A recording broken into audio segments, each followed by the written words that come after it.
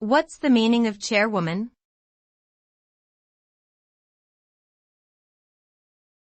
Chairwoman.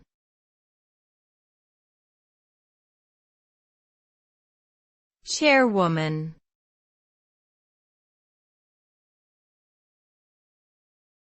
Chairwoman.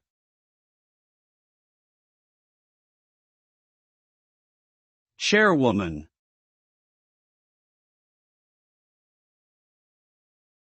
Chairwoman is a term used to refer to a woman who holds the position of the chair of a meeting, committee, or organization.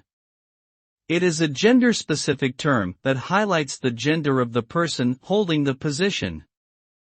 This term is used to emphasize the fact that women can hold positions of power and leadership in various fields. The use of this term reflects the efforts towards gender equality and recognition of women's contributions in various spheres of activities. Overall, chairwoman signifies women's achievement and progress in the diverse domains of life.